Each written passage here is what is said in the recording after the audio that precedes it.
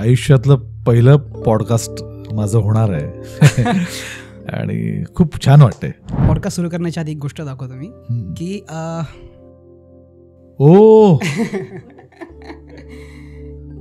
Great great. हे खरं तर सरप्राईज माझ्यासाठी आहे. तू एवढं काय अर्थातच सर, जेव्हा सर शूटला जातात ना तेव्हा तिथल्या लोकल लोकांची ओळख करतात आणि त्यांच्या किचनचा ताबा मिळवतात. म्हणून मी आज माझं किचन साफ करून ठेवलंय सर.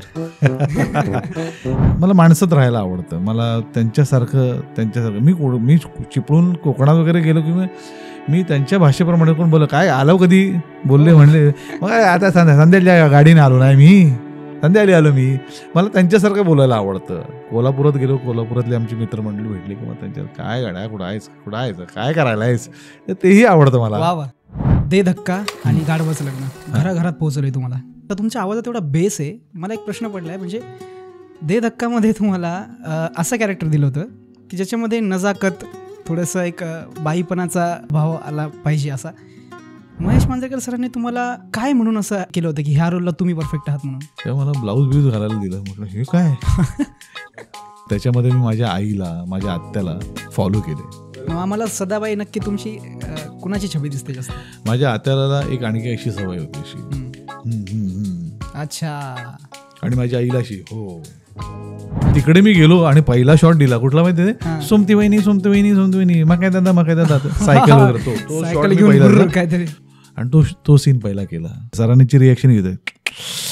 अरे यार म्हटलं काय झालं सर बरोबर नाही ना यार, तू आधी भेटायला पाहिजे होता यार. मी तुला महेश मांजरेकर सरांचा खूप वेळा उल्लेख झाला. त्यांनी तुम्हाला खूप छळले असं वाटतं मला. म्हणजे थोडक्यात टक्कल करून ये किंवा मिशाज काढून टाक, बॉडीज बारीक बनव. जेव्हा साईन केलं मला मी 2.5 तास व्यायाम करायला लागलो. मी ट्रेनर बुक केला, मी प्रोटीन वगैरे हे सगळं सुरू केलं. आणि थिएटरमध्ये गेल्या 20 फुटाचं कटआउट माझा. मी बघून माझ्या डोळ्यात थोडंसं ना पाणी आलं. मला सहनच नाही झालं. मला सर महेश सर आले, मी त्यांना मिठी मारून रडलो. म्हटलं सर हे काय. आता मी तुम्हाला थोडंसं फसवणार आहे शब्दांच्या जाळ्यामध्ये. आता चित्रपट की नाटक, दे धक्का की गाढवाचं लग्न, विनोदी पात्र की सिरियस पात्र, अंकुश चौधरी की रितेश देशमुख? अरे बापरे. अरे पुन्हा 51-49.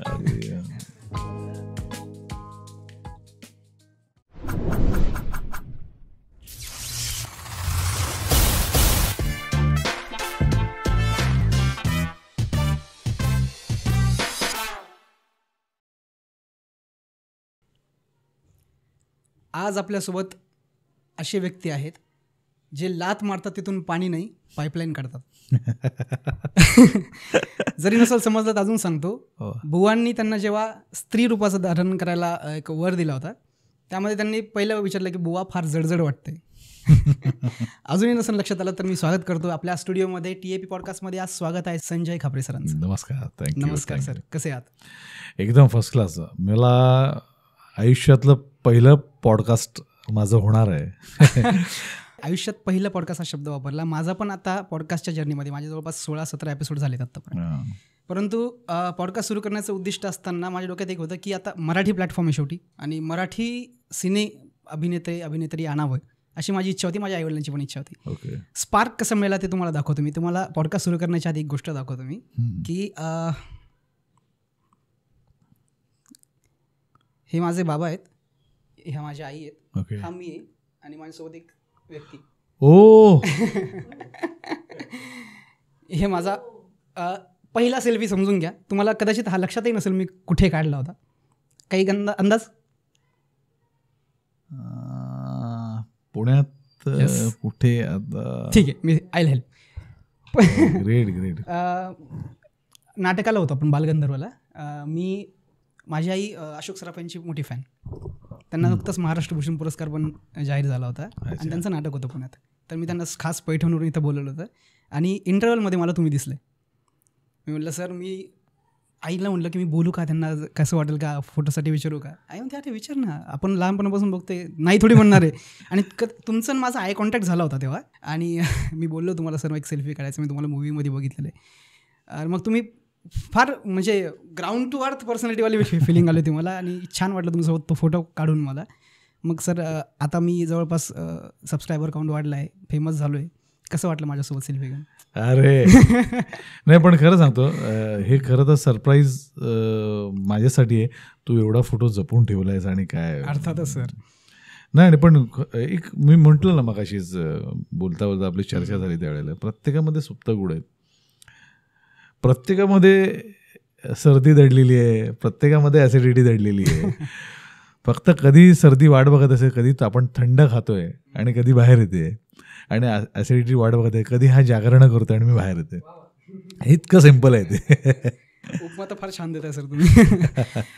हां, पॉडकास्ट सुरू करण्याच्या आधी मी तुम्हाला ही तर गोष्ट दाखवली.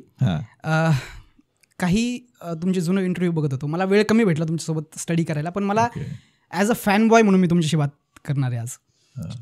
तुम्ही किचनचा ताबा घेता असं मी एका XYZ इंटरव्ह्यूमध्ये ऐकलं होतं, हे खरं आहे? हां, म्हणजे मी खवय्ये आहे, मला खायला खूप आवडतं आणि आवडतं मला, म्हणजे लोकांच्या मनात, लोकांच्या घरात. कारण मी असं का म्हटलो, कारण तुम्ही एक जेव्हा सर शूटला जातात ना, तेव्हा तिथल्या लोकल लोकांची ओळख करतात आणि त्यांच्या किचनचा ताबा मिळवतात. म्हणून मी आज माझं किचन साफ करून ठेवलंय सर.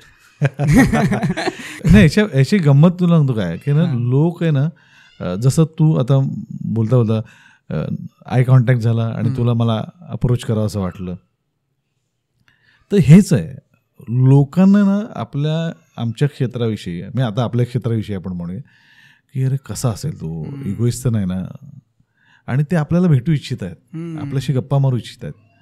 फक्त त्यांच्या आणि आपल्यातली जर दरी आपण कमी केली ना तर मला असं वाटतं ना, हा ब्रिज इझिली, हा सेतू बांधला जाऊ शकतो, लोकांपर्यंत सहज पोचू शकता तुम्ही, आणि तीच गोष्ट महत्त्वाची वाटते मला.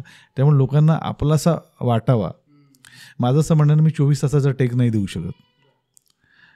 ॲक्शन म्हटल्यानंतर, कट इट म्हटल्यानंतर नटाला कळलं पाहिजे की आता हा रोल आपला संपलेला आहे, आपण सर्वसामान्य माणसं आहोत. तर त्या सर्वसामान्य माणसांमध्ये आपण जेल झालो ना, तर त्यांना मी आपला वाटेन. आणि मला वाटतं की ना, तू किती चांगला अँकर आहेस, मी किती चांगला ॲक्टर आहे, यापेक्षा आपण किती चांगले माणूस आहोत ना, हे जास्त इम्पॉर्टंट आहे. हा सल्ला तर मी डोक्यावर मिरविला आता इथून पुढे. कारण एखाद्या व्यक्ती जेव्हा यशाची शिखर गाठतो, त्यानंतर स्वाभाविकच मनुष्य स्वभाव आहे, आपण म्हणू शकतो, थोडा इगो, अहंकार येतोच. त्याला कंट्रोल करणारा व्यक्तीच खरं तर मला ग्रेट वाटतो कधी पण. तुमच्यासोबत असं होतं कधी? बऱ्याचदा असं काही नटांना खरंच, म्हणजे आमच्यातले काही मंडळी आहेत, मित्रमंडळी सुद्धा आहेत काही वगैरे, त्यांना प्रत्येकाचं जसं म्हणतं, माणूस जसं व्यक्ती तितक्या प्रवृत्ती असतात, तशा प्रकृती असतात, तर तसंच आहे ते. मी जर चांगला वागलो म्हणून, किंवा मी जर खडूस वागलो म्हणून तो चांगला वागणारच असं नाही. तो पण त्याच्यामध्ये पण चांगले गुण असू शकते प्रत्येकामध्ये. फक्त ना काय असतं ना, की काही जणांना प्रायव्हसी हवी असते, काही जण असतात माझी स्पेस असावी, मला नाही मिळून मिसळून राहावं असं वाटत. काही जणांना अरे सॉरी आले म्हणून त्यांच्याबद्दलचा रिस्पेक्ट वाढावा म्हणून काही असे बिहेव करणारे पण लोक असतात. काही जण जेन्युइन असतात त्यातले वगैरे, तर असू शकतं हे. मला माणसात राहायला आवडतं, मला त्यांच्यासारखं मी चिपळून कोकणात वगैरे गेलो की मी त्यांच्या भाषेप्रमाणे कोण बोललं, काय आलो कधी बोलले म्हणले, मग आता संध्याच्या गाडीने आलो नाही, मी संध्याकाळी आलो, मला त्यांच्यासारखं बोलायला आवडतं. तर थोडा वेळ त्यांच्यात जेल व्हायला आवडतं. कोल्हापुरात गेलो, कोल्हापुरातली आमची मित्रमंडळी भेटली की मग त्यांच्यात काय गाड्या कुठं आहेस काय करायला आहेस, तेही आवडतं मला. मला असं वाटतं ना की ना, त्या प्रांतात जाऊन ना, म्हणजे मी अलिबागमध्ये जायचं आणि चायनीज फूड खायचं, मग तिथले हे मासे बिसे कधी खायचे आम्ही, आगरी कोळी पद्धतीचे वगैरे, तर मला ते खायला आवडतात. त्या प्रांतात जाऊन तसं व्हायला आवडतं. कदाचित हाच तुमचा स्वभाव आहे, जो रूट लोकांशी पटकन कनेक्ट पण होतो. आणि मला पण तो फिलिंग आलं होती, मी तुम्हाला सांगितलं ना, जसं माझा आय कॉन्टॅक्ट झालं, तुम्हाला समजलं मला काय हवंय. हा स्वभाव असाच ठेवा सर. थँक्यू. वयाच्या 19व्या वर्षी तुम्ही धृतराष्ट्राचा रोल केला होता यदा कदाचित, बरोबर? वयाच्या 29व्या वर्षी, करेक्ट. आणि आता यदा वा काय प्लॅनमध्ये पर्यंत ती जर्नी तुमची आत्तापर्यंत ही कशी राहिली आत्ता? एक तर म्हणजे ना, आपले जे मित्र असतात ना, मला असं वाटतं की ना, मोठ्या दिग्दर्शकाकडे मला काम करायचं आहे यापेक्षा मला असं वाटतं तुमच्यातलाच कोणीतरी मित्र, जवळचा कोणीतरी दिग्दर्शक असेल ना, तुम्ही त्याच्याकडे जास्त छान ओपन होऊ शकता, किंवा त्याला तुमच्यातले सुप्त गुण माहिती आहे सर, ह्याच्यात त्यांना अशी किडे करायची सवय आहे, ह्याच्यात त्यांना असं ह्युमर आहे. तर ते शोधणं आहे ना, ते आपल्या मित्रमंडळींनाच माहिती असतं, हे कसं त्याला काय सवय आहे, त्याला हे खरं कशा पद्धतीचा माणूस आहे. तर संतोष पवारचं MD कॉलेजमधली एकांकिका होती सुयोग्य आसामी अशी मी, ज्याला खूप प्राइजेस मिळाले, INTची बेस्ट एकांकिका ठरली ती वगैरे. त्याच्यानंतर त्याचं व्यावसायिक नाटक करायचं ठरलं INTला झाल्यानंतर. INTनेच प्रोड्यूस केलं होतं. आणि मग त्या नाटकामध्ये मला काम करण्याची संधी मिळाली जेव्हा संतोष पवारच्या नाटकात वगैरे. तर त्यावेळेला मग याला कुठला रोल द्यायचा, तर आमच्या ग्रुपमधल्या ज्या मुली ते हाईटला छोट्या, मग अरे तो बापाचा रोल कर, जरा उंच असल्यामुळे. मग आपल्याकडे त्यावेळेला चॉईस नसतो ना. बरोबर. काय काम करणं महत्त्वाचं. मग आता काय वयस्कर बाप करून दाखवतो. त्यावेळेला 3 मुलींचा बाप केला होता मी. मग नंतर संतोषला ते कदाचित काम आवडलं असेल म्हणून यदा कदाचित मध्ये 100 मुलांचा बाप असं म्हणून धृतराष्ट्राची भूमिका, ती मोठी जबाबदारी त्यांनी मला दिली. 3 ते 100. पण ते करत असताना ना यदा कदाचित मी खरं तर माझ्या आयुष्यामध्ये खूप आमूलाग्र बदल घडवला. तो असा की ना, मी संपूर्ण महाराष्ट्र पिंजून काढला आमच्या नाटकांनी. अगदी ठिकठिकाणी प्रयोग होत होते, ज्या ठिकाणी प्रयोग होत नव्हते अशा ठिकाणी सुद्धा मी प्रयोग केलेत. म्हणजे हे सेंटरच नाही, इथे नाटकं होतच नाही, अशा ठिकाणी मी प्रयोग केले. त्यामुळे झालं असं काय की ना, वेगवेगळ्या इथला ऑडियन्स कसा आहे, पुण्यामध्ये सुद्धा चिंचवडचा ऑडियन्स कसा आहे, बालगंधर्वचा ऑडियन्स कसा आहे, आता नव्यानं सुरू झालेलं अण्णाभाऊ साठे या नाट्यगृहाचा ऑडियन्स कसा आहे, ते प्रत्येक ठिकाणचा वेगवेगळा आहे. आणि आम्हाला तो त्या ठिकाणी प्रत्यय आलेला आहे. तर त्यामुळे मला असं वाटतं की ना, हे करताना ना आपल्यातला एक विनोदी नट जो असतो ना, की इथे हे विनोद चालतात, तिकडे जरा अशा स्टाईलनी करावं लागतं थोडंसं. जसा रस्ता असतो ना, खडकाळ रस्ता असेल तर आपण 10-20 30च्या स्पीडने जातो वगैरे, स्मूथ असेल तर 60 आपण जातो वगैरे. तर तसं आहे. आणि पुण्यामध्ये असाही प्रयोग झाला, म्हणजे हाऊसफुल प्रयोग बघितले, लोक लोटपोट असतात. पुण्यामध्ये आम्ही असा बालगंधर्वाला प्रयोग केला आहे, तिथे पिन ड्रॉप सायलेन्स आहे आणि तुफान लोक, अशी प्रचंड गर्दी आहे. आणि नाटक संपल्यानंतर आम्ही असं होतं ना, कपडे चेंज करत, काय आज रिस्पॉन्सच नाही, हे नाही. तिथून मग ऑडियन्स येतात, सॉलिड झाला म्हणजे सोडाव, हसलात कुठे तुम्ही, असं म्हणून आम्ही डायरेक्ट त्यांच्या तोंडावर रिॲक्ट व्हायचं, हसलात कुठे तुम्ही. नाही आम्हाला आवडलं प्रचंड, आम्ही खूप हसत होतो, कुठे मनात नाही मनात. ते अशा काही गोष्टी झालेल्या सुद्धा आहेत वगैरे. पण यदा कदाचित नाही ना, मी खऱ्या अर्थानं दुसरी गोष्ट म्हणजे ना, कोकणाच्या प्रेमात पडलो. त्यानंतर सातत्यानं दर महिन्याचा शेवटचा आठवड्यातला आमचे 8 ते 10 दिवसाचा दौरा आमचा कोकणात असायचा. त्यामुळे अगदी गोवा वगैरे सगळं फिरणं वगैरे झालं, त्यामुळे मजा आली. ते मग त्यावेळेसचे संजयजी आणि आज याच्यामध्ये कोणता फरक तुम्हाला दिसतो? एक माणूस ना वयानुरूप सातत्यानं काम करून प्रगल्भ होत असतो, पण त्याचा मूळ स्वभाव आहे ना, तो माझा कधीच बदलला नाही. त्यावेळेला कुठेही शॉर्ट हाफ पॅन्टवर फिरायचो यदा काहीच्या वेळेला, एकतर इथून एवढा मुकुट आणि एवढा दाढी मिशा ओळखायलाच येत नव्हतो लोकांना. आणि मध्यंतरी मी समीरचा इंटरव्ह्यू ऐकला आणि समीरनी त्यावेळेला पण आम्हाला म्हणून प्रत्येकाला असं म्हणून दाखवायचं वगैरे. तर समीर काय कमलाकर सातपुते आमच्या नाटकात काम करत होतो त्यावेळेला. त्यांचं म्हणणं की ना, यार आम्हाला नाटकामध्ये ना आम्ही काम करतोय आणि आमच्याच नाटकाविषयी आणि आमच्याच विषयी लोक कौतुक करतायत आणि आम्ही त्यांच्या बाजूला बसलो ट्रेनमध्ये लोक. पण माझं असं मत होतं ना त्यावेळेचं की ना, आयुष्यातलं तसं बघायला गेलं तर पहिल्या वेळेला नाटक म्हणता येईल की ज्याने आपण हायलाईट झालो वगैरे, लोकांपर्यंत फ्लॅश झालो, लोकांनी आपल्याला आपलं काम म्हणजे डोक्यावर घेतलं. आपल्याला भले आपल्याला आपली चेहऱ्याची ओळख मिळाली नसेल, पण मला असं वाटतं की आयुष्य पडलं की पुढे अजून काम करायला वगैरे, तेव्हा करूच की. पण पहिल्या याच्यामध्ये आपण दखल घ्यावी लोकांनी म्हणण्यापेक्षा ना, मला इंडस्ट्रीतली लोक जसे विनय आपटे आहेत, मंगेश कदम आहेत, ही दिग्दर्शक अभिनेते मंडळी वगैरे, हे नावाने ओळखायला लागले. अरे हा संजय कापरे. माझ्यासाठी हे खूप जमेचं होतं. आणि बऱ्याच जणांना असं वाटत नव्हतं की आपल्याला कोणी ओळखत नाही, पण तिकीट काउंटर येऊन आम्हाला लोक विचारायचे, म्हणजे तिकीट काउंटर कोणी माणूस बसलेला असेल त्याला विचारायचे, आज कोण खापरे आहे का रे, पौर्णिमा हिरे आहेत ना, ओके, तर मग ते तिकीट काढायचं. तर मला असं वाटतं ना, ही खूप नसेल, पण त्यावेळेला ही आमची जमेची गोष्ट आहे की आपलं काम लोकांना आवडत नाही. खूप मोठी गोष्ट ही, कारण ही दाद अशा पद्धतीने मिळणं ही पण एक मुळात खूप मोठी गोष्ट आहे सक्सेस. आणि तिकडे आणखी एक महत्वाची गोष्ट सांगतो ना, आमचे दौरे ना त्यावेळेला खूप मोठे असायचे. 10-10 दिवसाचे 15-15 दिवसाचे दौरे असायचे. रत्नागिरीला खातू नाट्य मंदिरला प्रयोग व्हायचा. ओके. तिथे गुरव नावाचा मुलगा असायचा. तो बिचारा घरून डबा घेऊन यायचा आणि थिएटरचं तिकडे स्टेज वगैरे साफसफाई करून द्यायचं. ओपन थिएटर तिथे बघायला यायचं. आम्ही 15-15 दिवस बाहेर, मग आम्ही त्याला पैसे द्यायचो. हे पैसे घे, तू हॉटेलमधला जेव, बिर्याणी खा आणि तुझा डावा आम्हाला दे. ते कोकणातलं घरचं जेवण आहे ना, ती सवय मला त्यावेळेपासून लागली. अच्छा. ते खूप आवडायचं. आणि मग घरच्यासारखं जर बाहेर सुद्धा मिळत असेल तर का नको आहे आपल्याला. ते अक्वायर करण्याची पद्धत पण खूप छान आहे त्यांची.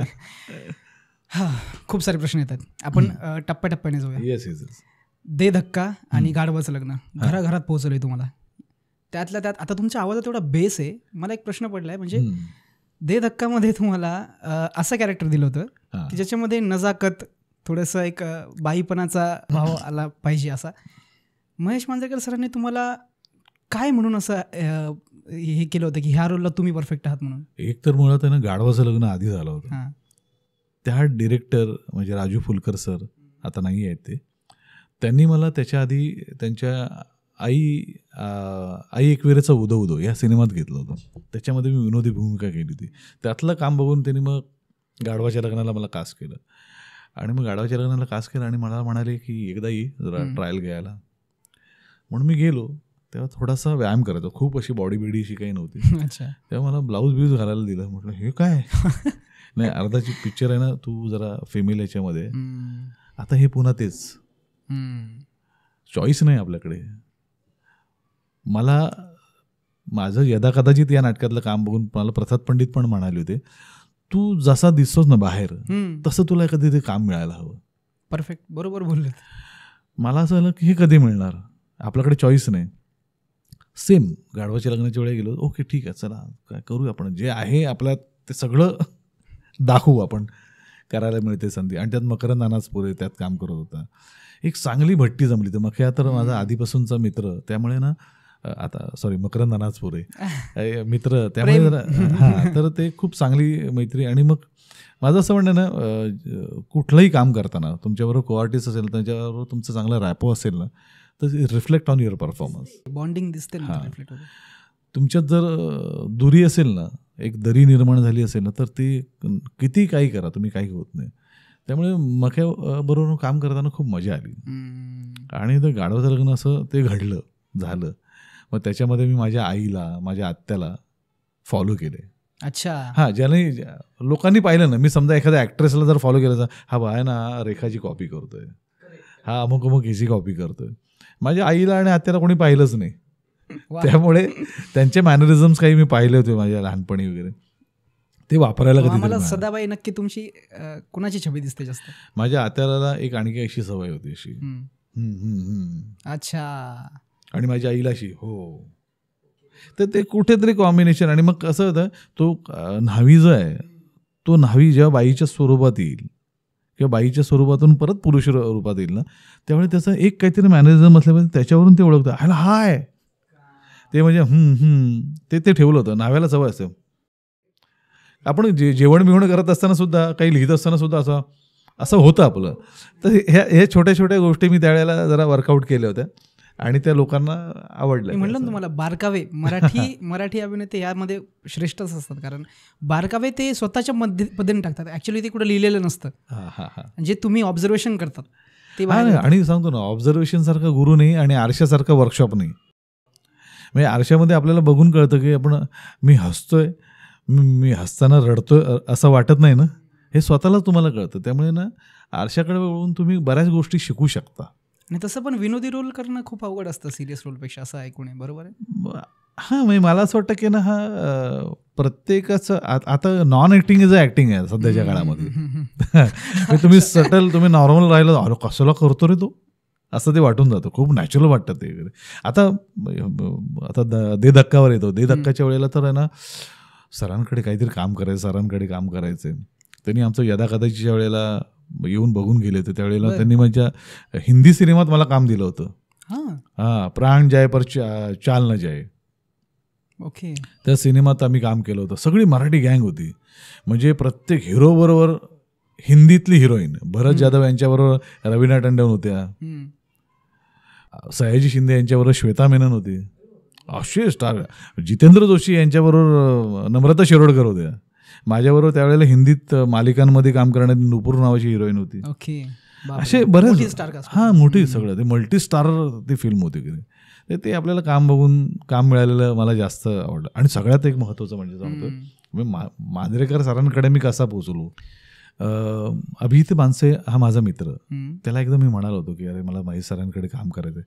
जेव्हा ट्रेनमधून जाताना. अच्छा, तुमची इच्छा होती? हा, माझी इच्छा होती. आणि ट्रेनमधून जाताना मी ना हे बघत होतो, वास्तवचा सेट बघत होतो, सोनाभट्टीला लागलेला, अरे महेश सरांचं वगैरे. आणि आपल्याकडे त्यावेळेला आपण एकांकिका पण करत तिथपर्यंतच होतो. नाटकात काम केलं तर लोक व्यावसायिक नाटकं बघायला येतील. आणि मग तेव्हा अभिजितला म्हणाला, अभिजित मला सरांकडे काम करायचं आहे. तो म्हणाला माझा मित्र आहे, तो असिस्टंट करतो त्यांना, त्यांच्या थ्रू सांगतो. असं बोलून गेलो त्याला. नंतर म्हटलं आमचं यदाकधी सुरू झालं होतं. नाही, त्याला परत जाऊन मी सांगितलं नाही, नको नको नको करू. का रे, आताच बोलत ना तुला काम करायचं आहे. नाही, काय होतं की सरांनी माझं काय काम बघितलंय, ते मला काय काम देणार. काय जेव्हा होईल ते होईल. आणि काय योग आहे, आमच्या यदाकधीच्या प्रयोगाला, दामोदरच्या प्रयोगाला, शिवाजी मंदिरच्या प्रयोगाला महेश मांजरेकरांचे जे वास्तवचे असिस्टंट डिरेक्टर पासून सगळी टीम आली होती. शिवाजी साटम सर आणि सगळे. अरे बापरे. तिथे मला कास्ट केलं त्यांनी मग त्या हिंदी फिल्मसाठी वगैरे. त्याच्यानंतर मग त्यांच्याबरोबरचा तो सिलसिला सुरू झाला आमचा. मग दे धक्काच्या वेळेला बराच गॅप गेला. त्यावेळेला म्हटलं सर काहीतरी करा ना वगैरे. आणि कोल्हापूरला यांचं ऑलरेडी शूटिंग झालं होतं. प्रवास शूट झाला होता त्यांचा. त्यामुळेच तुम्ही ते विमानाची एंट्री दाखवून आले. हा, तिकडे मी गेलो आणि पहिला शॉट दिला. कुठला माहिती, सोमती वहिनी मग काय दादा सायकल वगैरे, तो शॉट काहीतरी. हो. आणि तो शॉट द्यायच्या आधी ना मला असं महेश सरांनी आधी मला, मी दाढी बिडी वाढून गेलो होतो त्या कॅरेक्टरसाठी. काय नाही की इन्फॉर्मेटिव्ह कॅरेक्टर आहे, करशील का वगैरे. म्हटलं सर तुम्ही सांगा. हा, मी येऊन काय आमच्या गावात कुठली तरी कॉम्पिटिशन आली आहे तर आपण तिकडे कॉम्पिटिशनमध्ये भाग घेऊ का, हे एवढंच शॉर्ट, एवढं सांगितलं, एवढंच सांगतो. तर मी गेलो आणि त्यावेळी कानात बाली घालायचो वगैरे. मला म्हणाले जरा ना शेविंग कर, क्लीन शेव कर आणि ह्या कानातली बाली ह्या कानात घाल, आपण असं कॅरेक्टर करूया. माझा ना चेहरा पडला रे तिथे. अरे मला कधीतरी मी दिसू दे ना. आणि मी लगेच मकायला म्हटलं अरे सर असं म्हणतात कॅरेक्टर करा. आणि गाढवाचे लग्न माझं करून झालं रे, काय वेगळं करणार मी. तू कर रे, तू काहीतरी वेगळं करशील. काम हवं आहे, चॉईस नाही. म्हटलं चला ठीक आहे, हरकत नाही. आणि तो सीन पहिला केला. तो सीन केल्यानंतर मॉनिटरवर सर होते आणि सर अशी काय सरांची रिॲक्शन घेते. अरे म्हटलं काय झालं सर, सर बरोबर नाही ना यार, तू आधी भेटायला पाहिजे होता यार. तोपर्यंत प्रवास त्यांचा शूट झाला होता. मला म्हणाले नाही ना आपण पुढे आणूया त्याला. आता ते कॅरेक्टर गावातलं आहे, ते विमानाने कुठून येणार. पण ते डायजेस्ट झालं लोकांना. पण सरांना आणायचं होतं. मग त्यामुळे काय झालं, त्यांना माहिती होतं थोडाफार डान्स करतो. मग त्यांनी उगोली शुक्राची तांदीमध्ये आणलं त्यांनी. ते जमून आलं. आणि अशा रीतीनं ते गाणं, चला कुठेतरी गाणं असतं ना, आपण त्या गाण्याचा एक पार्ट होतो. तर तसं ते झालं. ते तुम्ही ते इतके सहज पद्धतीने सांगताय, म्हणजे तुमचा तो रोल अक्षरशः लोकांच्या डोक्यात छापला गेलेला आहे. म्हणजे इतकी क्रेज आहे त्या रोलची. मी तुम्हाला म्हणजे आता त्यातले सीन्स मी तुम्हाला दाखवू शकत नाही ॲक्च्युली कॉपीराईटमुळे. पण जेव्हा सिद्धार्थ जाधव धनाजी रोल करताय तेव्हा ते वस्तू काढतात पोलीस स्टेशनमध्ये, त्यामध्ये तुमच्या बारकाव्याची ॲक्टिंगचं खरं कौतुक करावं. म्हणजे ते इनर वेअर काढतात, दाखवतात. आणि तुम्ही जे एक्सप्रेशन दिलेत अलग लेवलचे, म्हणजे असं वाटतं की तो कॅरेक्टर किती मुरलेला, किती ऑब्झर्वेशन भारी बाकीच्या गोष्टींकडे कॅरेक्टरकडे बघायचं. ती खरंच कौतुकाची गोष्ट. आणि तुला आता जसं तू म्हणतोस ना की ग्राउंड टू अर्थ किंवा काय, किंवा लो प्रोफाईल, मी त्याला म्हणतो लो प्रोफाईल. त्यावेळेला मी होतो. दे धक्काची पार्टी होती, त्यावेळेची गंमत सांगतो. दे धक्काच्या पार्टीमध्ये महेश सरांनी झीवाल्यांनी पार्टी ठेवली. तर महेश सरांनी ते अनाऊन्समेंट वगैरे केली. यामध्ये मकरंदचं कॅरेक्टर लिहिलं गेलं होतं, सिद्धार्थचं कॅरेक्टर लिहिलं होतं, मग ह्यांचे कॅरेक्टर लिहिले. पण ज्याचं कॅरेक्टर लिहिलंच नव्हतं तरी सुद्धा तो मेन स्ट्रीम मधला रोल झाला. तर संजय खापरेच्या त्याचं कौतुक करावं तेवढं कमी आहे. हे असं त्यांनी जयवंत वाडकर, आमचे दादा जयवंत दादा, त्यांनी फोन केला मला तिथून, फालतू लोक आहात तुम्ही, साला तुमचं इथे कौतुक चाललंय आणि तुम्हाला पार्टी अटेंड करायला नको, हे नको करा. मी असं विचारलं, मी येऊन काय करू? अरे ये आपलं कौतुक चाललेलं असतं, लोकांना तुम्हाला भेटायचं असतं, पण तुम्हाला भेटायला नको.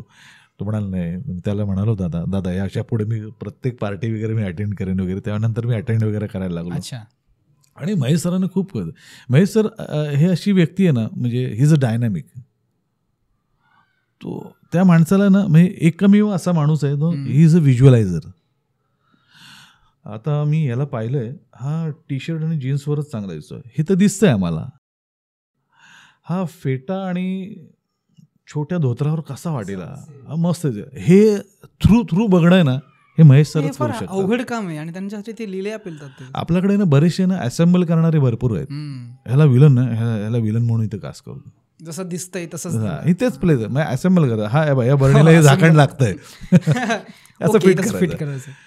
पण व्हिज्युअलाइज करणारे महेश सर, तो प्रयोग तुमच्यावर केलाच आहे. हा, आणि प्रत्येक वेळेला केलाय त्यांनी.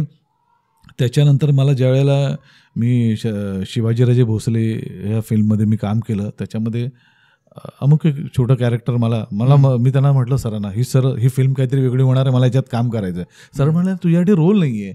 मग तरी त्यांनी तो क्रिएट केला, त्यांनी वेगळे क्लोजेस काढले.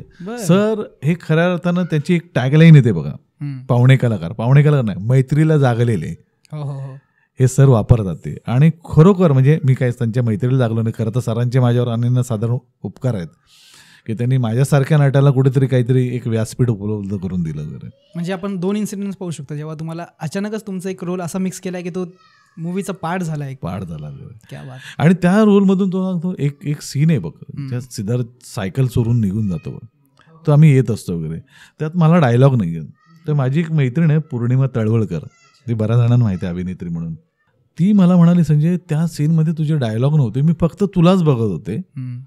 म्हटलं का ग, डायलॉग नसताना काम करणं ना, हे फार म्हणजे तू जे बारकावेनिशी केलं. मी म्हटलं अरे मी काय करू शकतो, आपला डायलॉग नाही ते.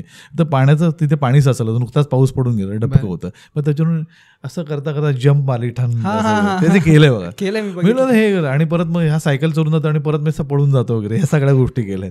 तर जेव्हा सीन नसतो ना, डायलॉग नसतात ना तुम्हाला पाठीमागे, जेव्हा तुमचं फ्रेम मध्ये असता तेव्हा तुमचं अस्तित्व दिसलं पाहिजे आणि तुम्ही कॅरेक्टरमध्ये. तुला काय सांगत होतो, पाठीमागे बघ, जरी सिद्धार्थवर कॅमेरा आहे, पाठीमागे काय चाललंय बघ.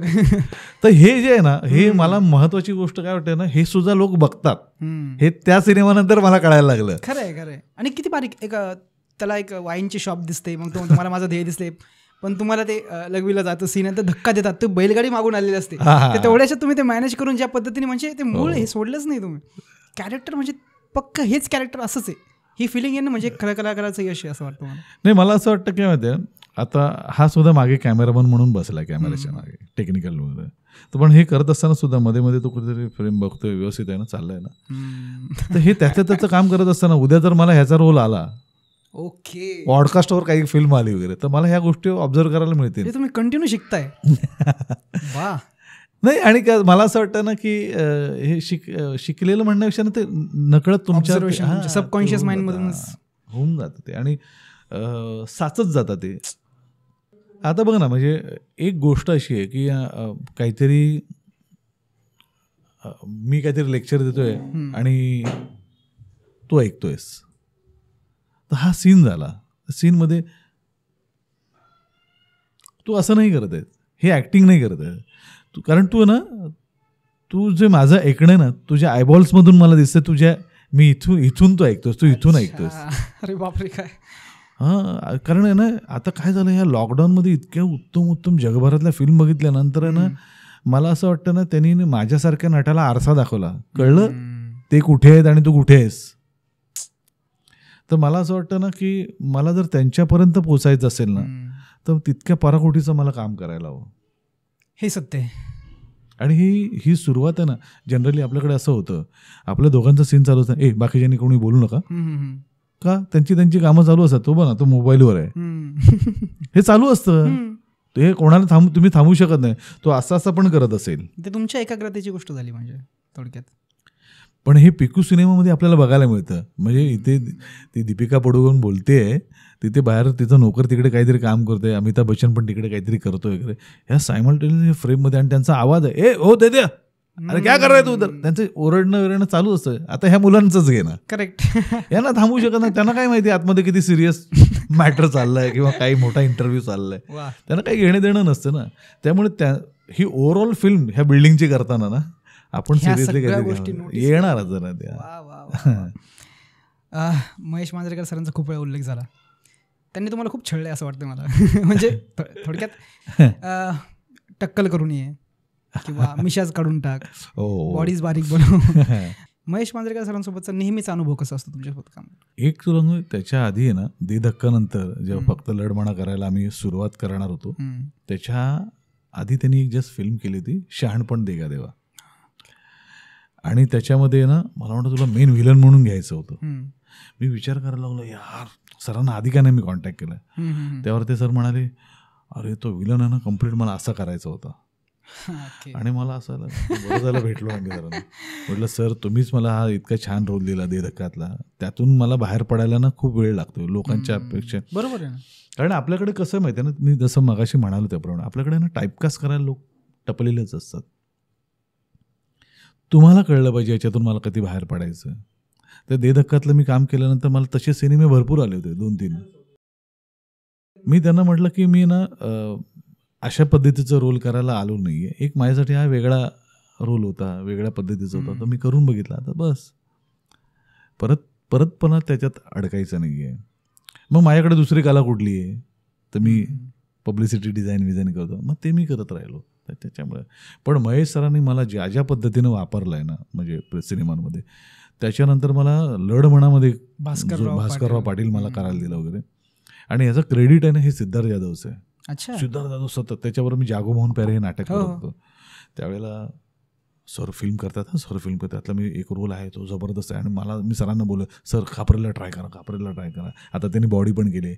त्यावेळी मी बरी बॉडी बनवली होती, चांगली होती. मला म्हणाले सर नाही त्या सिनेमासाठी आणखी परत परिश्रम केले. थोडी बरी बरी, कारण त्याच्यामध्ये जागो मोहन प्यारेमध्ये मला इन्स्पेक्टर करायचा होता. आणि सिद्धार्थनी मला इन्सिस्ट केला, तुझी ना पर्सनॅलिटी आहे ना अशी कॉमेडियन सारखी नाही, तू जरा डॅशिंग पण वाटू शकतोस. हो का, समोर तर सांगत असतो हो का. तर मी म्हटलं ओके ठीक आहे, मी इन्स्पेक्टर तसा काहीतरी करून बघतो. म्हणजे सुक्या भाई जो आपण असा पपलू करूया आणि इन्स्पेक्टर काहीतरी वेगळा करूया.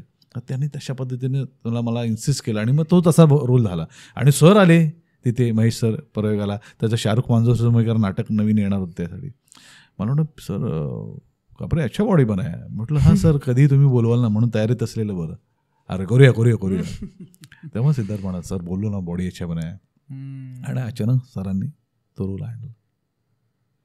आणि संजय जाधव त्या सिनेमाचे डिरेक्टर, जेव्हा त्यांना कळलं की मला हा रोल दिला आहे, तेव्हा ते माझ्याकडे ना साशंक नजरेने बघत होते.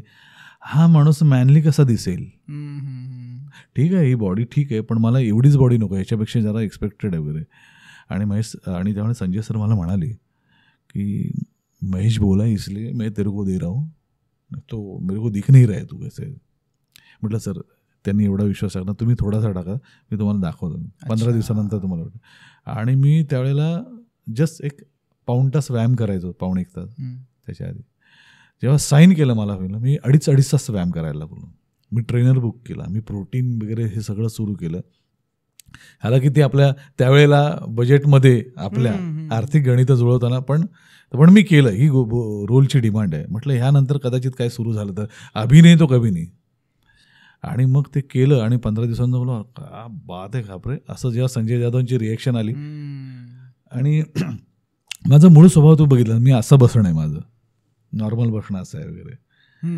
तर मला सतत संजय जाधव आठवण करून द्यायचे, भास्कर ऐसा खापरे नाही चाहिए मेरे को, भास्करराव पाटील सतत असा राहतो. तर त्या ॲटिट्यूडमध्ये मला सतत ठेवणारे ते होते. कारण माझा मूळ स्वभाव मस्करीचा आहे, मजा करायची वगैरे. तो तसा नको राहू, तू तसा राहा वगैरे. आणि प्रत्येक शॉट नंतर आहे ना क्रांती, त्यावेळेला ज्या वेळेला माझ्याबरोबर शॉटमध्ये क्रांती म्हणायची, आणि best villain award goes to mister Sanjay Khapre असे रे. म्हटलं क्रांती खापरे काय दिख रहा है मालूम आहे तू. तर तेव्हा मी मॉनिटरवर बघायचो, पण आपणच आपलं कसं कौतुक करायचं, समोरचं कौतुक. म्हटलं खरंच अरे मस्त दिसतोयस तू, खापरे काय लग रहा है तू, अशी माझी कौतुक करायची. ते मला त्यानंतर मला जाणवायला लागलं. आणि त्या फक्त लढमाणाच्या पार्टीमध्ये ज्या वेळेला प्रीमियर होता, मी गेलो IMAX थिएटरला, बायकोला म्हटलं काहीतरी अभिमान वाटावा, असा काहीतरी रोल आहे माझ्या वाटेला. आणि थिएटरमध्ये गेल्या गेल्या 20 फुटाचा कटआउट माझा, आणि माझंच नाही, सिद्धार्थ जाधव वगैरे सगळ्या नटांचा, महेश सर, सचिन खेडेकर पासून सगळ्यांचा. मी बघून माझ्या डोळ्यात थोडंशी पाणी आलं. म्हटलं यार हे काय, म्हणजे विचारच केला नव्हता आपण. आणि म्हटलं चला आता फिल्म बघूया. फिल्म बघायला गेलो आतमध्ये. इंटरवलला ना तोंड फाटेपर्यंत जो येतोय तो माझं कौतुक करे. मला सहनच नाही झालं. मला सर, महेश सर आले, मी त्यांना मिठी मारून रडलो. म्हटलं सर हे काय. आणि तिथून सचिन खेडेकर आला आणि मला आजही बोललेला त्याचा शब्द आठवतात. तेच मी काय काय खायला आणायचो, लोक मला काहीतरी खाऊ घेऊन यायचे, मच्छी बिच्छी. खापरे यार, आम्हाला मच्छी बिच्छी खाण्यात तू मशगूल करून टाकलास तिकडे आणि स्वतः भाव खाऊन गेलास. हे सचिनचं वाक्य होतं. मला ती गोष्ट फार एकदम हे वाटली यार. म्हटलं तुझ्यासारख्या नटाकडून जर कौतुक वगैरे. वैभव मांगले पण बोलला यार तू आवाज वेगळा काढण्याचा प्रयत्न नाही केला, खूप असं सटल ठेवलास वगैरे. आणि भरत जाधवचा इंटरव्ह्यू घ्यायला काही लोक आले ते. काय वाटतं तुम्हाला फिल्ममध्ये? भरत जाधव जाता एवढं खापरे खापरे खापरे खापरे. हे जे आहे ना, म्हणजे मोठ्या मनाने कौतुक करणं, ह्यासाठी ना फार मोठा कलेजा लागतो. ते ह्या मंडळींनी दाखवला. सिद्धार्थ जाधवनी तर मला नेहमीच इन्करेज केलंय. तर मला असं वाटतं ही मंडळी आपल्या आयुष्यात येणं ना, असणं फार गरजेची आहेत, की जी आपल्याला ना आपल्यात काय आहे दडलेलं ना हे दाखवून देणारी. जे महेश सर आहेत, सिद्धार्थ जाधव, हे सगळी मंडळी आहेत. हे आहे सगळं. किती छान वाटलं म्हणजे ऐकून. आणि तुम्हाला ते मोटिवेशन सारखं तुम्ही घेतलं आणि तुम्हाला दादाही मिळाली इतक्या मोठ्या मोठ्या स्टारकास्टकडून, किंवा जे ऑलरेडी खूप सारा एक्सपिरियन्स आहे त्यांचा. आता तुमचे कॅरेक्टर्स खूप वर्सटाईल केले तुम्ही. नंतर जी दुसरी फेज होती तुमची, त्याच्यामध्ये चंदू म्हणून घ्या आपण, चंदू मामा, त्याच्यामध्ये तुमचा एकदम रुबाबदार आणि व्हिलन गुंडा टाईपचा एक पर्सनॅलिटी मिळते. तेव्हा जाऊन मला पण कुठेतरी वाटलं की सरांना साजेसा रोल दिसतोय मला इथे कुठेतरी. याचं कारण काय माहिती तिकडे मिळण्याचं? संजय जाधवांना असिस्ट करणारा चंदू कणसे होता, तो दगडी जाळता डिरेक्टर. तो तिकडे फक्त लढ म्हणायला असिस्ट करत होता. त्यांनी तिथे पाहिलं होतं यार हे यार रोलला करेक्ट जाईल वगैरे. करेक्ट ते तसं. आणि मग अंकुशची पण डिमांड होती यार खापरेलाच इथे आणूया वगैरे. मग ते सगळं झालं आणि ते जुळून आलं सगळं वगैरे. म्हणून म्हटलं ही मित्रमंडळी आजूबाजूला नसते ना, अंकुश, भरत, तर आपण कदाचित घडलोच नसतो. संतोष पवार सारखा माणूस जर माझ्या आयुष्यात नसताना तर मी महेश सरांना दिसलो नसतो, आणि महेश सरांथ्रू फिल्म इंडस्ट्रीतला मी लोकांना दिसलो नसतो, असं मला वाटतं. सगळे एक महत्वाचे ही आयुष्यातली खरी महत्वाची माणसं आहेत. आता मी तुम्हाला थोडंसं फसवणार आहे शब्दांच्या जाळ्यामध्ये. आता रॅपिड फायर काइंड ऑफ गोष्ट आहे, पण 4-5 आहेत, पण तुम्हाला ऑनेस्टली उत्तर द्यायचे. कदाचित व्हायरल करायसाठी नाही, परंतु तुम्हाला गोत्यात आणण्यासाठी नक्की प्रयत्न आहे माझा. ठीक आहे, 2 पैकी एक गोष्ट चूज करायची, चित्रपट की नाटक? नाटक हे माझं श्वास आहे, पण फिल्म इंडस्ट्रीने मला घराघरात पोचवलं. पण फिल्म इंडस्ट्रीपर्यंत पोचवणारं नाटकच होतं. ओके, दे धक्का की गाढवाचं लग्न? अरे बापरे, दोघंही यार, दोघंही मला सांगतो ना, माझ्यात असलेल्या म्हणतो ना, प्रत्येकामध्ये बाप असतो, प्रत्येकामध्ये आई असते, मावशी असते, बहीण असते वगैरे. तर त्यातले आई मावशी हे फेमिनाईजच्या ज्या काही क्वालिटीज आहेत ना, त्या ह्या सगळ्या क्वालिटीज मला ह्या दोन्ही सिनेमांमध्ये ओतता आल्या. आणि दोन्ही सिनेमांनी मला काय म्हणजे कोण आई आणि कोण मावशी असं ह्या दोन्ही सिनेमांना मला म्हणावं लागेल. करेक्ट. दोघांबद्दल तेवढाच आदर राहील माझ्या मनात. स्मार्ट आन्सर नाही सांगणार सर. 51% 49% असं काहीतरी. मग गाढवाचं लग्न आपण म्हणूया. Okay okay. विनोदी पात्र की सिरियस पात्र? विनोद करणं कठीण आहे. विनोदी पात्र हे करणं कठीण आहे, पण मला विनोदी करण्याबरोबर आहे ना, मला असं वाटतं की ना, त्या विनोदाला सुद्धा नाही कारुण्याची झालर असेल ना, तर तो विनोद लोकांपर्यंत खूप पोचतो. जसं चार्लीचा विनोद आहे, जसं समीर नेहमीच सांगत होतो, खरोखर त्याचं ना शेवटाला नाही त्याच्या कसं कारुण्याची झालर असते. त्याच्या परिस्थितीने त्याला हा विनोद आणायला आयुष्यात शिकवलंय, आणि किंवा ते दुःख विसरायला शिकवलंय. पण आपण म्हणतो ना की विनोद हा मी 24 तास नाही करू शकत. एका ठिकाणी मला शांत झालो ना, तर रियालिटीला, वास्तवाला सामोरं जावं लागतं, आणि मग आतला मी जो आहे ना तो समोर येतो. अंकुश चौधरी की रितेश देशमुख? अरे बापरे, अरे अरे पुन्हा 51-49. Ritesh sir of course. Okay. Mahesh Manjrekar sir की महेश मांजरेकर सर? मुद्दाम प्रश्न आहे पण डीप आहे. महेश मांजरेकर सर की महेश मांजरेकर? मी त्यात फक्त सर शब्द ऍड केलाय. महेश मांजरेकर हा माणूस मला जास्त भावला. मग तो वडील बंधू असेल, सर असेल किंवा आणि सगळ्यात त्या माणसाकडून मी काय शिकलो माहिती आहे ना, त्यांच्यातला एक टॉपचा कलाकार त्यांच्या युनिटमधला आणि एक स्पॉट बॉय सेम जीव होतात रे, सेम. हा मी यांच्यासाठी काहीतरी वेगळं काहीतरी आलं, यांच्यासाठी फार काही असं नाही. हा माणूस आहे ना प्रत्येकाकडे ना बारकाईने बघतो. एखादा कुटुंबातला पालक आपला वडील कसे असतात ना, हे मिळालं का रे, हे कसं वाटलं, कसं छान वाटलं का, असं बघणारा माणूस. सर फार कमी बोलतात का? तारीफ पण मोजकीच करतात. परंतु लढ म्हणायच्या वेळेला म्हटलं सर कसं वाटलं का, मस्त केलंस बस. म्हटलं खरंच सर? हो ना. बाकी पुढे बीप वाजवावं लागेल. अरे हो ना. मग तेव्हा समजायचं की हे सर मनापासून. आणि कौतुक करायला ते म्हणजे ना, हे बघा कसं आहे, त्या शिव्यांमध्ये सुद्धा एक प्रेम असतं. तसं ते आहे सरांचं. Okay okay. यदा कदाचित की वाका प्लॅन? यदा कदाचित मी याच्यासाठी म्हणेन कारण यदा कदाचित मला नट म्हणून घडवलंय. यदा कदाचित. वाका प्लॅन तर माझा आहेच, हे माझं बाळ आहे. पण रांगतं बाळ जेव्हा रंगभूमीवर आपण रांगायला लागतो, चालायला लागतो, धावायला लागतो, हे यदा कदाचितने शिकवलंय. आणि यदा कदाचितमध्ये शिकलो म्हणून मी वाक्य प्लॅन करू शकलो. तसं आहे. थोडा एक डिस्क्रिप्टिव्ह क्वेश्चन आहे. असं कोणतं पात्र होतं की जे असं तुम्हाला वाटतं की ह्या दुसऱ्या ॲक्टरने केलं पण ते मला भेटलं असतं तर मी त्याला न्याय दिला असता?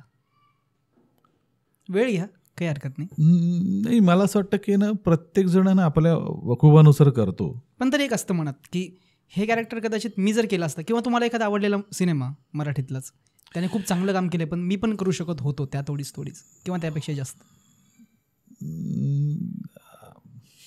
असं सांगता येणार. पण मी एक गोष्ट सांगू शकतो की आज एवढे बायोपिक येत आहेत.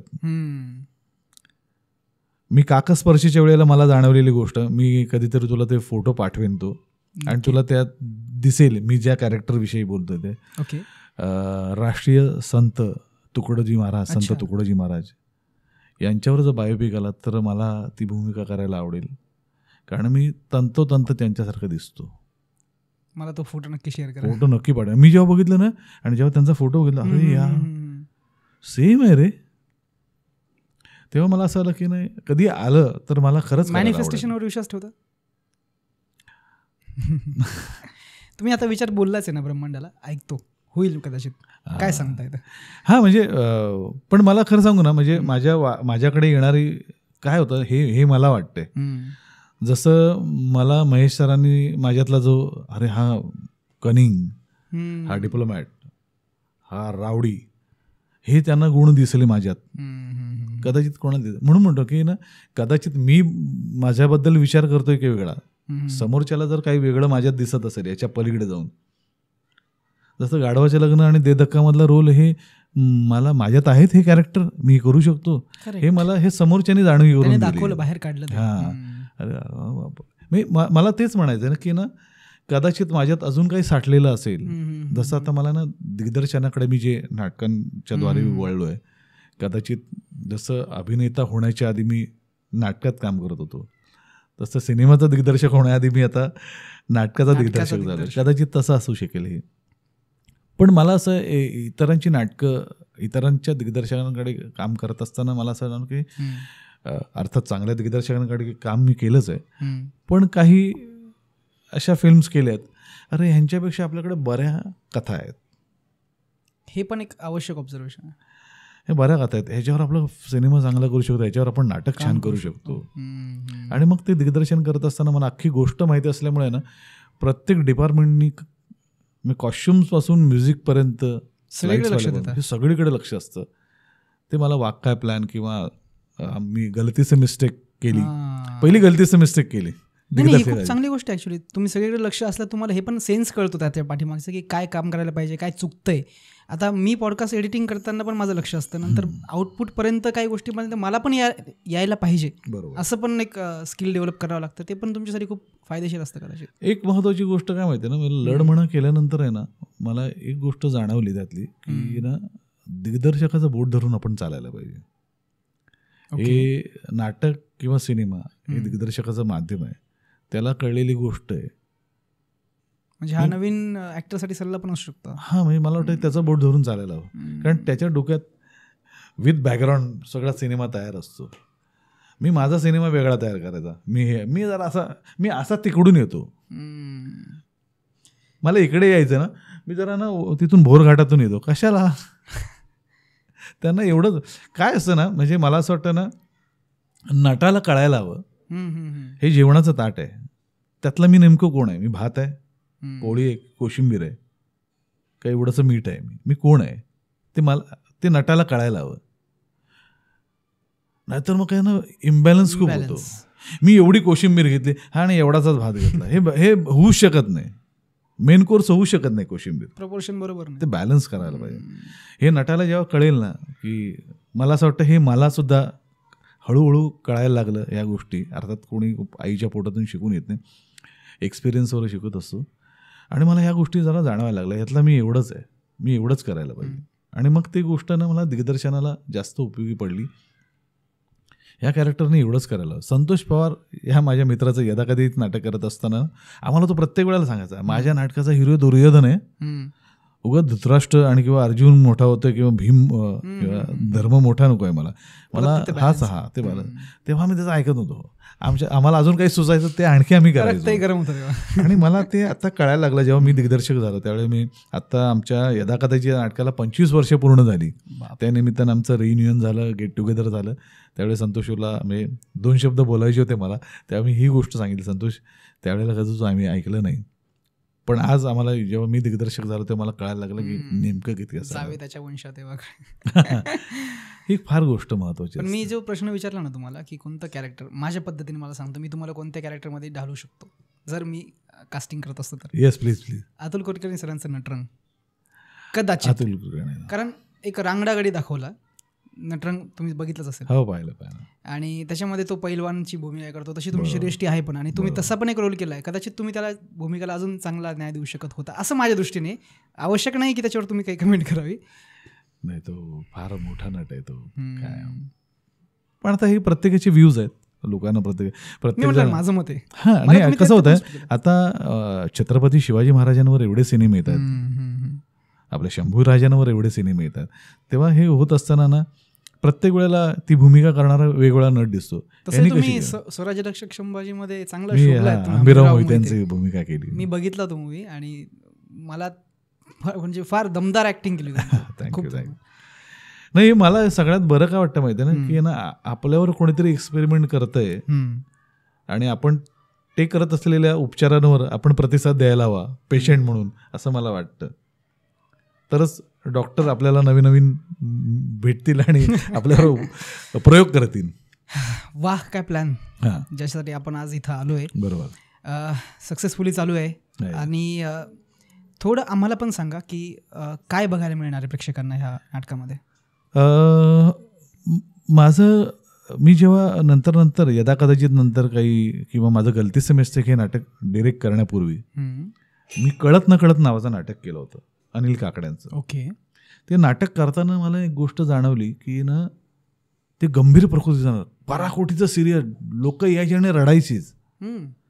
मतिबंध भावावरचं नाटक होतं. त्यात ते नाटक बघितल्यानंतर आम्हाला त्याचे कॉन्ट्रॅक्शन्स वगैरे भरपूर मिळायला लागले. मला नंतर लक्षात आलं की आम्ही जी विनोदी नाटकं म्हणतो, एखाद्या संस्थेच्या वर्धापन दिनाला, कुठल्या तरी कार्यक्रमाला लोक हसायला म्हणून येतात, नाही, ते नाटक बघितल्यानंतर लोक आम्हाला म्हणायचे नाही हे आम्हाला आवडतं.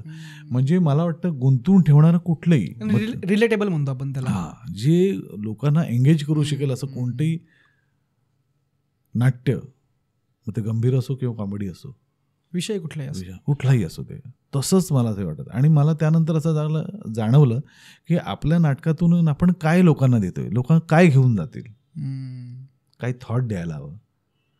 मग समस्या गंभीर असायला हवी आणि मग त्याच्यात विनोद पेरले गेले पाहिजे. आता पण म्हणा विनोद कर, आपण हसत खेळत आपण विनोद हे इंटरव्ह्यू करतोय, मध्येच कुठेतरी एक सिरियस नोटला येतो आपण. गंभीर आयुष्यात आपलं गांभीर्य पण आहे.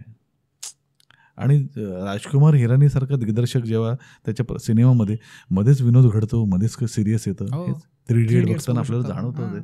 तेव्हा एक लक्षात येतं की ना आयुष्य असंच आहे. करेक्ट. श्रावणासारखं आहे, मध्येच ऊन पडतं, मध्येच पाऊस पडतो, हे असंच आहे.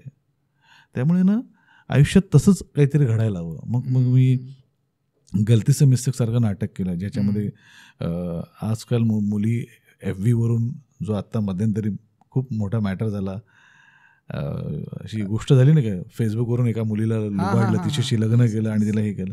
ती समस्या आम्ही काही वर्षापूर्वी मांडली. अच्छा. हां, की अशा कितीतरी अशा ह्या मुली आहेत की कोणाच्या तरी असं म्हणतो ना की बोलण्यामध्ये येतात आणि आयुष्य बर्बाद करून टाकतात. करेक्ट. किंवा कळत नाही ती समोरची व्यक्ती कशी आहे, किंवा ते फेक अकाउंट आहे, माहिती नसतं लोकांना. मग डोंट वरी हो जाएगामध्ये सुद्धा एक वेगळी समस्या मांडली. डोंट वरीचा आमचा थॉट एवढाच आहे त्याच्यामध्ये की एक प्रॉब्लेममध्ये असलेला माणूस दुसऱ्या प्रॉब्लेममध्ये असलेल्या माणसाचा प्रॉब्लेम सॉल्व्ह करू शकतो जर मी मनात आणलं तर. जर जो आहे ना तो कधीतरी यायला हवा आपल्या आयुष्यात, तरच ह्या समस्या कमी होतील. माझं नाही ना झालं मग काय, मरू दे, त्याचंही नको होऊ दे. नाही, माझं नाही ना झालं त्याचं तरी होऊ दे, त्याचं नीट होऊ दे. मग माझ्याकडे थोडं जे काय ना त्याला देऊन, बाबा तुझं मिलियन फॉलोअर्स होऊ दे तुझे, तर माझं तुला घे. तर मला असं वाटतं ना, कोणाचं तरी यश बघणं ना, कोणाचं तरी चांगलं बघणं, हे सुद्धा ना फार मोठं मन लागतं त्याला. ते मोठं मन लोकांचं तयार होणं फार गरजेचं आहे, किंवा त्यांना ते सुचणं, वाटणं हे फार गरजेचं आहे. त्याच्यानंतर मग आमचं हे आलं वाघ काय प्लॅन. या वाघ काय प्लॅनमध्ये असा एक प्रश्न आम्ही मांडलेला आहे की आज मुंबई किंवा पुण्यासारख्या शहरामध्ये आपण जर बघायला गेलो ना, आईवडिलांचं घर छोटंसं असतं, मुलं 3-3, 4-4 असतात त्यांना. उद्या मुलं जर मोठी झाली, त्यांची लग्न झाली, मुलांच्यात धमक असेल तर ठीक आहे, ते स्वतःच्या हिमतीवर घर घेतील. फिरून जर तीच मुलं विचार करत असेल आईवडिलांनी हे घर विकावं आणि यातले थोडे पैसे घेऊन आम्ही कुठेतरी दुसरीकडे शिफ्ट व्हावं, असं जर त्यांना वाटत असेल, तर मग आईवडिलांनी काय करावं. आणि मग आईवडील करत नाही म्हटल्यानंतर मुलं इतका पराकोटीचा प्रयत्न करतात. म्हणजे मी गोष्ट रिव्हील करावी की करू नये असं झालं की आईवडिलांच्या जीवावर काही बेतलं तरी चालेल, पण आम्हाला आमचं मिळू दे. आणि मग तेच आईवडील आपल्यासाठी काहीतरी वेगळा विचार करतायत, चांगला विचार करतायत, त्यांनी करून ठेवलेला आहे, फक्त आम्ही त्यांच्या मनापर्यंत पोहोचलोच नाही. ओके. मोठे झाल्यानंतर हो आई हे जेवण वाढ, मी आज येणार नाही, हो बाबा चला येतो मी, ते पण बोलायची काही सोय नसते. चला येतो, अरे कुठे झालं, जातोय कामाला जातोय, असं म्हणून त्यांचा स्पर्शही नकोसं असतो आपल्याला. असं म्हणून आईला एकेकडे आपण तिच्या कुशीत झोपलेलं असतो, विसावलेलं असतो, अचानक आई आपल्याला भेटायला चला इमोशनल नको असं म्हणून त्यांना आपण हे करत असतो. एका पॉईंटला ना आईवडिलांना आपला ना स्पर्श हवा असतो. आता माझ्या वडिलांची मी गंमत जम्मत मस्करी विस्करी सगळं करतो, सगळे कधी भेटले तरी असं बस इमोशनली होऊन यायला भेटत नाही, ते आतूनच असतं. कोणी दाखवलं, काही लोकांना असं अरे तू वडिलांची तुझ्या पायानं पडलं, अरे मनातून असते जागा रे. महेश सरांच्या मी कधीच त्यांच्या असं पाया पडलो नाही, पण महेश सरांची जागा जी इथे आहे ना, ते म्हणजे हे एक्सप्रेस नाही करू शकत, आपण शब्दात नाही सांगू शकत ती गोष्ट. अशा सगळ्या गोष्टी वाघ काय प्लॅन मध्ये थोड्या रिलेटेबल गोष्टी आहेत, जे सिटीमध्ये अनुभवत आहेत. प्रायव्हसी पाहिजे असते, आणि मग अर्थात त्यांच्या गोष्टी काही चुकीच्या नाही आहेत, पण ते स्वतःला जसं मला समजून घ्या तुम्ही समोरच्याला म्हणता ना, तसं समोरच्यालाही समजून घ्या ना. एक सुवर्ण मध्य काढावा लागतो, आणि मग ते सुवर्ण मध्य जेव्हा निघत नाही ना, तेव्हा स्वार्थीपणा माणसांमधला वाढत जातो, आणि मग त्या स्वार्थीपणामध्ये आपले रक्ताची नाती सुद्धा बाजूला जातात, त्रयस्थ वाटायला लागतात अशा व्यक्तींना. इतकी हा गांभीर्याचा विषय आहे. गांभीर्याच्या विषयाला तुम्ही कसं खेळवलंय ते बघायला नक्की आवडेल आम्हाला. आणि ही सस्पेन्सफुल कौटुंबिक कॉमेडी आहे. ओके. आणि कॉमेडी नाटक आहे. सस्पेन्सफुल कौटुंबिक कॉमेडी नाटक. ओके. कारण एका कुटुंबामध्ये घडलेली गोष्ट आहे, आणि मी प्रेक्षक म्हणून जेव्हा बघत असताना मी इंटरव्हल पर्यंत का बघावं, तर पहिल्या 10 मिनिटांमध्ये असं काहीतरी घडायला हवं, आता काहीतरी घडणार आहे म्हणून. मग इंटरव्हलला असं काहीतरी बँग घडतं, अरे बापरे आता इंटरव्हल नंतर काय ती बघण्यासाठी मजा आहे.